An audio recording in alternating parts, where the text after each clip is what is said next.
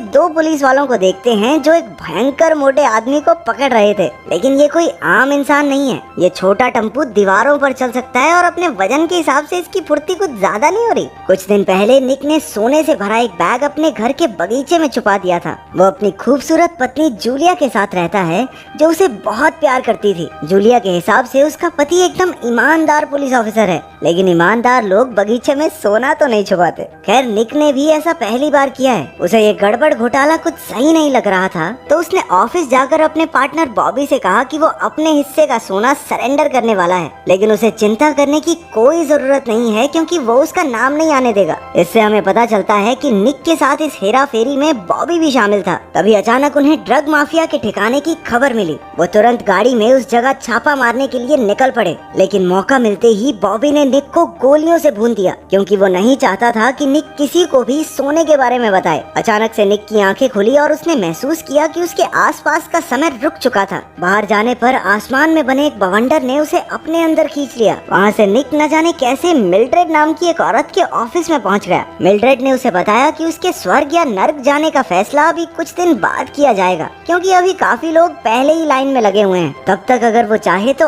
RIPD यानी rest in peace department में काम कर सकता है। ये सुनकर कि उसकी पोस्टिंग उसके अपने शहर बॉस्टन में ही होगी, निक भर्ती होने के लिए तुरंत मान गया। RIPD वालों का काम होता है धरती पर इलीगल तरीके से रह रहे मरे हुए लोगों को पकड़कर ऊपर भेजना। इन लोगों को डेडोज भी कहा जाता है। इसके बाद मिल्ड्रेड ने उसे अपने नए पार्टनर रॉय से मिलवाया जो अकेले काम करने में ज्यादा विश्वास करता था। थोड़ी देर बाद वो दोनों मिलकर एक साथ धरती पर वापस आए और निक अपने ही जनाजे पर पहुंचा। जूलिया को देखकर वो खुद को रोक नहीं पाया और भागकर उसके पास गया ताकि उसे सब कुछ सच बता सके, लेकिन वो उसे पहचान ही नहीं रही थी। वहाँ मौजूद पुलिस वालों ने उसे दूर हटा दिया। दरअसल धरती पर RIPD वाले एकदम अलग दिखाई देते हैं। रॉय एकदम खुर्राट बवाल लड़की था, जबकि निक एक बूढ़े चाइनीज आदमी जैसा दिखाई देता था। पहले मिशन पर रॉय ने बताया कि डेडोज अपने पीछे सुराग छोड़ते जाते हैं, जैसे मरे हुए पौधे, खराब इलेक्ट्रॉनिक डिवाइसेस वगैरह वगैरह, क्योंकि उनकी नकारात्मक ऊर्जा उनके साथ चलती है। वो दोनों स्टैनली नाम के एक आदमी से पूछताछ करने पहुंचे। वो उससे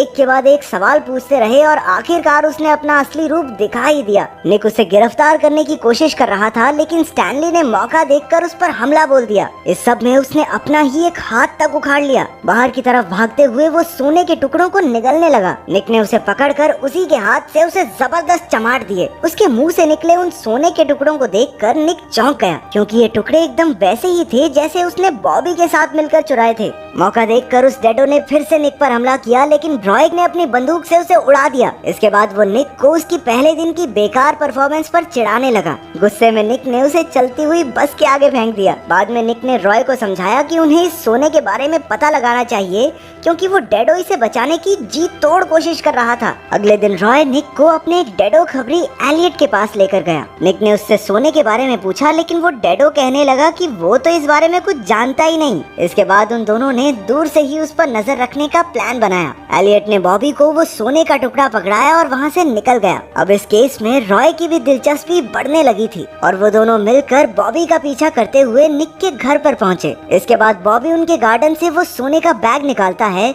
जो वहाँ निक ने दबाया था। जूलिया के चेहरे से निक समझ गया कि ये सब देखकर वो कितनी निराश हो गई थी। दूसरी तरफ रॉय तो उस पर ही शक करने लगा। निक ने साफ सीधे तौर पर उसे समझाया कि ये सब उसने सिर्फ पैसों के लिए किया था, लेकिन वो ये बिल्कुल नहीं जानता था कि इस सोने का डेडोज से क्या संबंध है। वो दोनों बॉबी का पीछा करते हुए एयरपोर्ट पहुँचे, जहाँ वो एक सूट बूट वाले आदमी से मिला। मौका मिलते ही वो उसे पकड़कर साइड में ले गए। उन्होंने उससे सोने के बारे में पूछताछ की, लेकिन कुछ हाथ नहीं आया। वो अचानक से उसी भयानक मोटे आदमी में बदल गया जिसे हमने कहानी की शुरुआत में देखा था। उन्होंने उसे पकड़ने में पूरी जान लगा दी, लेकिन ये छोटा टम्पू हाथ ही नहीं आ रहा था। वो पूरे शहर में तबाही मचाता घूम रहा था। वो उसे तो नहीं पकड़ पाए, लेकिन सोना उनके हाथ लग गया। जब वो वापस स्टेशन पहुँचे तो मिल्ड्रेड ने उन्हें बहुत डांटा, क्योंकि उनकी वजह से एक डेडो दिन दहाड़े पूरी दुनिया के सामने आ गया। हमें ये भी पता चला कि वो सोना एक प्राचीन हथियार का हिस्सा है। उसकी मदद से सभी मरे हुए लोग पृथ्वी पर वापस आ सकते हैं और ऐसा होने पर दुनिया तबाह हो जाएगी। इतनी जरूरी जानकारी लाने के बावजूद उन दोनों को सस्पेंड कर दिया गया और हो सकता है कि उनकी इस गलती की वजह से उन्हें पूरी तरह मिटा दिया जाए। निक एक बार फिर से जूलिया के पास गया ताकि वो उसे पूरी सच्चाई बता सके। इस बार तो जूलिया को भी उस पर भरोसा होने लगा था, लेकिन अचानक से वो उसके हाथ को झटक कर वहाँ से चली गई। रॉय ने ये सब देख देखकर निक को समझाने की कोशिश की कि देख भाई तू मर चुका है, वापस जा नहीं सकता तो उसे भी अपनी लाइफ में आगे बढ़ने देना। पहले तो वो ये सुनकर बौखला गया, लेकिन बाद में उसे एहसास हुआ कि रॉय बोल तो ठीक ही रहा है। उन दोनों ने साथ मिलकर डेडोस के प्लान को पूरा होने से रोकने का फैसला किया। निक को शक था कि बॉबी भी एक डेडो है, लेकिन उसने कभी बॉबी के पास मरे हुए पौधे या खराब हुए बिजली उपकरणों को नहीं देखा। रॉय ने बताया कि वो जरूर किसी चीज का इस्तेमाल करके अपनी नेगेटिव एनर्जी को छुपाता होगा। इस पर निक को याद आया कि वो एक ब्रेसलेट को हमेशा पहने रखता था। दूसरी तरफ बॉबी ने एक दूसरे डेडो से मिलकर उसे एक अजीब सी दिखने वाली चीज पकड़ाई। उनकी बातों से पता चला कि वो जल्द ही अपने प्लान में कामयाब हो जाएंगे। अगले दिन जूलिया ने बॉबी को फोन करके बताया कि कैसे एक चाइनीज बूढ़े ने उसके पास आकर एकदम उसके पति निक की तरह बात की। ये सुनते ही वो समझ गया कि निक RIPD ऑफिसर बनकर धरती पर लौट चुका है। इतने में निक और रॉय बॉबी के घर पहुंच गए।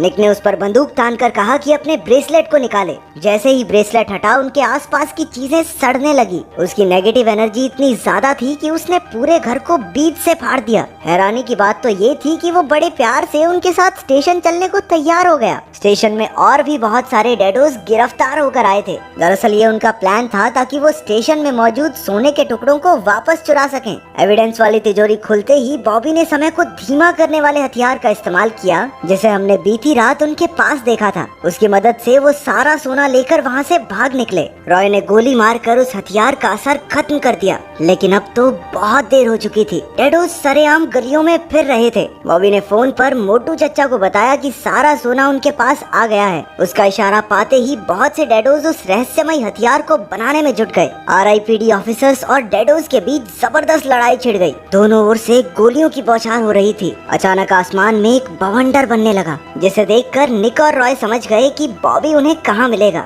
निक धूम स्टाइल में ऊपर से गिरती गाड़ियों और खतरनाक डेडोस से बचता हुआ बवंडर की तरफ बढ़ रहा था, लेकिन किसी को भी वहाँ तक पहुँचने के लिए मोटू चचा और उनकी गैंग का सामना करना होगा। उधर बॉबी ने अपने आदमियों से कहकर जूलिया को भी वहाँ बुला लिया। दरअसल उस खतरनाक हथियार को पूरा करने के लिए उन्हें एक इंसान के खून की भी जरूरत थी। बॉबी ने जूलिया के सामने अपना असली रूप दिखाया, जिस वजह से वो बहुत डर गई। दूसरी तरफ निक और रॉय मोटू चचा और उनकी गैंग से लड़ रहे थे। बिल्डिंग के टॉप पर बॉबी जूलिया की बलि चढ़ाने ही वाला था कि निक और रॉय एकदम सही टाइम पर एंट्री मार देते हैं। लेकिन बॉबी बॉलीवुड के विलन्स की तरह टाइम पास नहीं करता। उसने जल्दी से एक लंबे से डंडे को जूलिया के पेट के आर पार कर दिया। इसके बाद वो दोनों अपनी पूरी जान लगाकर उन डेडोस से लड़ने लगे। लड़ाई के दौरान उस हथियार ने जूलिया का खून खींचना शुरू कर दिया और अचानक से मरे हुए लोग आसमान से बरसने लगे। निक और रॉय किसी तरह डेडोस से लड़ते लड़ाते उस खतरनाक हथियार तक पहुंचे। रॉय उसे रोकने की कोशिश करने लगा, जबकि निक और बॉबी एक दूसरे से लड़ने लगे। बॉबी उस पर बुरी तरह से भारी पड़ रहा था। दूसरी ओर जब बहुत कोशिश करने के बाद भी वो हथियार नहीं रुका, तो रॉय ने अपनी रस्सी का इस्तेमाल करके एक छोटे ट्रक को ही उस पर लुढ़का दिया। इस सब से बॉबी का ध्यान भी भटक गया और निक ने मौका देखकर उसे बंदूक से उड़ा दिया। वो भागकर जूलिया के पास गया, लेकिन अचानक उनके आसपास का समय वैसे ही रुक गया जैसे निक के साथ हुआ था। अब जूलिया निक के असली चेहरे को फिर से देख पा रही थी।